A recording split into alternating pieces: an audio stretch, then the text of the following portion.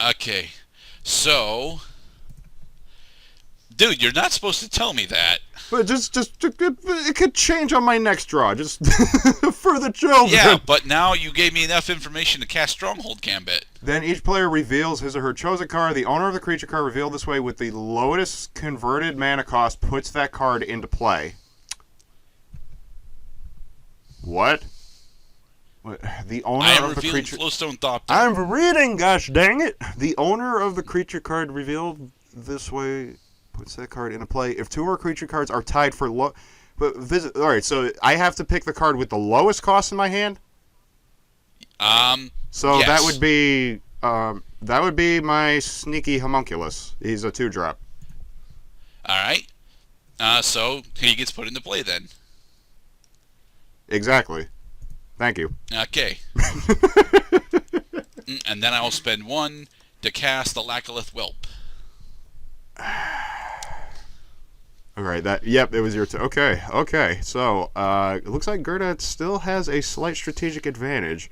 We will find out next Friday how this game will turn out. Oh, see, what did I tell you? What did I tell you? This can turn out right on a dime because now I get to cast my Cloudskate. Okay. Doopy doo. And then, oh crap! You can. All right, fine. You want to chump your guy? Your guy, your 1/1, is the only type of creature at this point that can block the sneaky homunculus. What will you do? And I will choose to not block. All right, damage is dealt, and I will end my turn. Okay.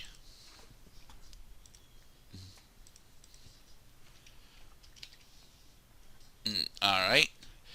I'll put down another mountain, and I will spend 2 in order to cast another Stronghold Gambit.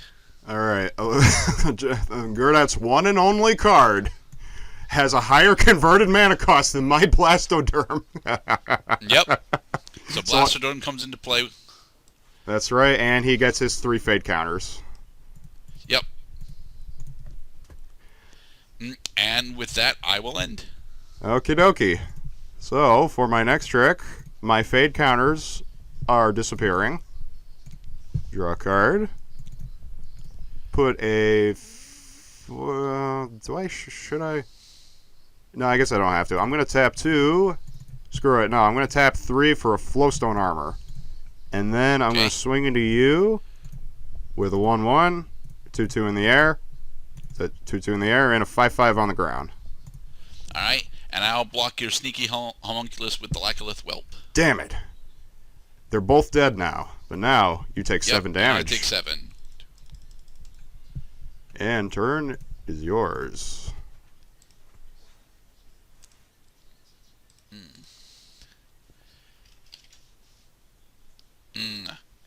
Well, shoot. I'll spend 1 to cast a Lackalith Whelp. Nice. I end. Okay. Upkeep time. My guys are shrinking. Draw. Yeah. Oh, the pain. Oh, the glorious pain. First. Actually, wait. Is this game? Can I declare game? Yeah, I can declare. I'm going for game now. Okay. First, I will cast a Seal of Strength, everybody's favorite enchantment, and as indicated by the reprint, people notice how powerful this card was. Put a forest down because I haven't played a land yet. Tap 3. Tap the Flowstone Arbor, targeting your Lackalith Whelp. Inflict +1/-1 on him. Sacrifice the Seal of Strength to give my Blastoderm +3/+3 until end of turn. Yep. And I will swing it to you for 10. And I'll take 10. Good game, Cloud. Good game, Gerda. You like Star Wars, right? You like war. You like vengeance. Well, this has been the revenge of the pissed. Only kinda. All right. So I was looking through Nemesis. I was like, all right, what are the biggest things in here? Because I wanted to try and cast some of the biggest stuff in here. And what I ended up finding was that the biggest stuff in here is the Flowstone stuff, the Lackalith and the Flowstone stuff. Can I start to show this off, Mr. Cloud? Yes, absolutely. All right. specifically, it is All right, I didn't get to show that off either, but the Lacolith Titan and the Flowstone Thopter. These are like the biggest creatures. These are like the biggest creatures in Mana this set, cash, yep. and like I was really hoping to get Mana Cash out because at this point, in the game, there was the whole reason Mana Cash exists is because at this point in the game there was a mechanic called Mana Burn, where if you tapped if you had leftover mana in between phases, it would actually deal damage to you, and Mana Right. Cash actually prevents that. Uh, as it converts it into color, is it converted into colorless? Yeah, colorless mana.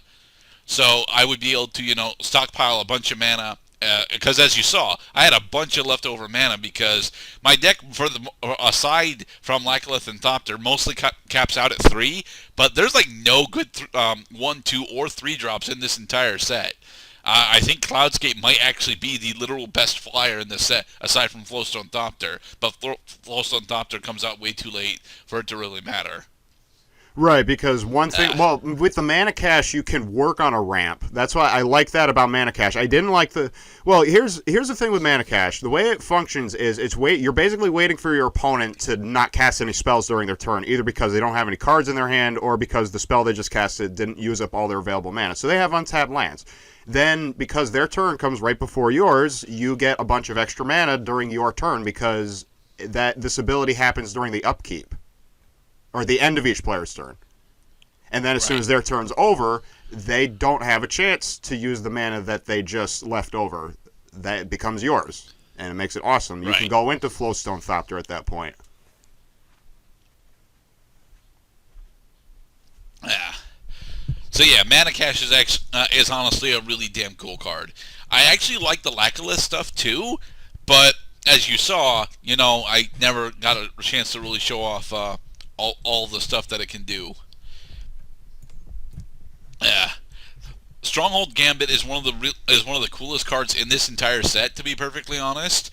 But I ended up just using it to help Cloud instead, because the goal with Stronghold Gambit isn't actually to cheat out these bigger creatures. It's not. It's to scout out your opponent's hand for what they're planning out later.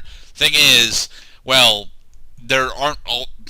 I mean, look at the stats on these weenies, man. The stats on these weenies are like 1/1, 1/1, 1/2 for a 2-drop, and 2/2 with fading 3. I mean, come on. There's Treetop Bracers is probably like the best augment in the entire set too.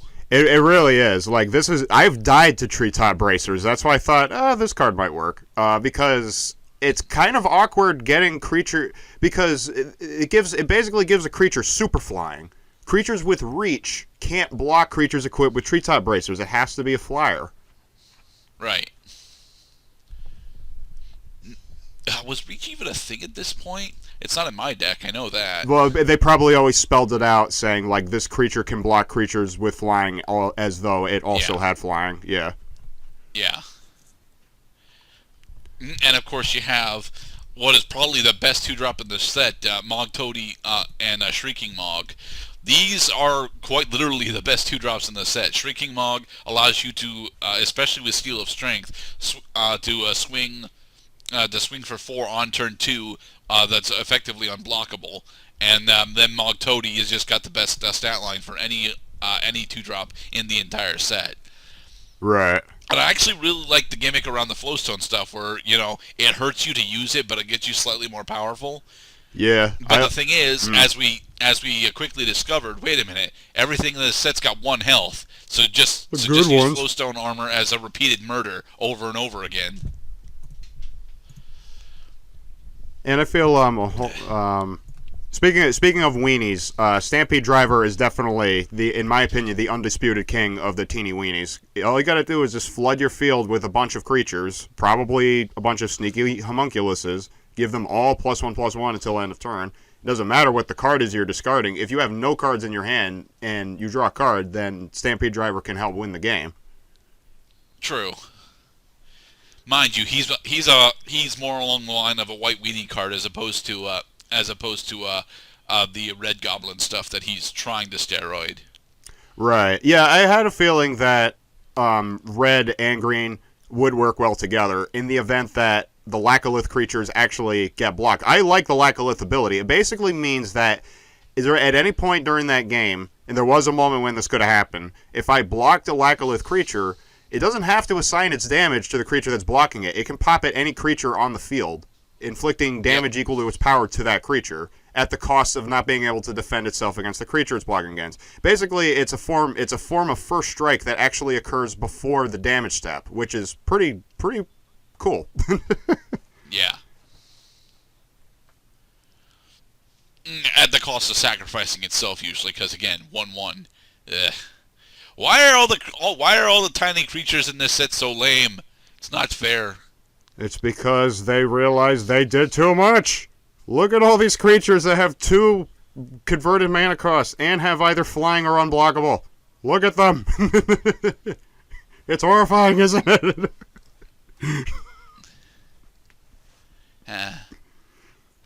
And But yeah, I did also want to say that this is probably the lowest land count among any deck I've yet built. This caps out at 20 lands because I realized that early game, usually all I have to do is draw 1 of each color and I'm good to go. Even if I top deck a Flowstone Armor or a Blastoderm. Wait, hold on. Where's my cuddly buddy? I gotta give a fucking encore to my cuddly buddy here. Yeah, Blastoderm. He is in my green, red, and white, I believe, because he has 5 power, and that deck concentrates on cards that actually have 5 power or greater. Blastoderm is fucking amazing. Right. He's got Shroud. Blastoderm is one of the first cards I remember seeing as a kid. That and the blue Snake Fang card. Realized, my god, the power. Yeah. No, actually, I got told pretty much immediately that Blastoderm was pretty shit because of fading. But to be honest, yeah. If he had Trample, specifically if he was a 4/4 with Trample, he would actually be really good. He can keep everything else because having Shroud is nuts. To Trample. Oh god, give it Trample. Give it Treetop Bracers too. Oh god. Oh, the power. You can't give it Treetop Bracers. Why not? Enchant's Target. What? Yeah, Enchant's Target. Really? Yeah. This creature can't be the target of spells. Well, fuck. It's not hexproof. It's I didn't Shroud. know that. So that means alright, but Stampede Driver still works on it. Yeah, because Stampede Driver isn't targeting anything. He gives a global buff. The thunder of hooves is music to my ears. But yeah, this set's not honestly all that good. I kind of wish I had picked a better set and actually devoted myself to doing more deck testing. But honestly, this is what the deck would have came out to anyway, because Nemesis is not honestly all that good of a set. We didn't really explore all that much of Nemesis, to be honest, but there isn't really much to explore here. I mean, you have the Black Mercenaries, but that's just a continuation of the Marketian masks that are in the same block, and really that's it. I mean, there's White Rebels, sure, but that doesn't mean that they were honestly things that we needed to go over, because people know how shitty that is to play against. And the big correct rebels aren't in this set, and mercenaries never worked anyway. So there. They just all had a similar job title. Yep. Anything else you want to go out on, Mr. Cloud? That's about it. I mean, I'm glad that I fucking tested this deck like 100 times before I actually, pulled it out. But here you go. This is probably what tournament play would have looked like. You're on a bit of a timer here. A lot of these cards have been reprinted. Good luck. I know Tree Shot Bracers has been reprinted. I don't think Flowstar Armor has, though. Sneaky Homunculus and Stampede Driver also got reprints as. Yeah, Sneaky Homunculus gets reprinted like once every 2 core sets or something. Because Unblockable is fucking good. It's a good word. It's like Double Strike. Or Indestructible. Sizzle words. Yeah. All right then, guys. This has been us exploring the Nemesis set. Woo! Cloud 2'd me. My Cheers. Nemesis! All right, everybody. Be safe. Peace out, y'all.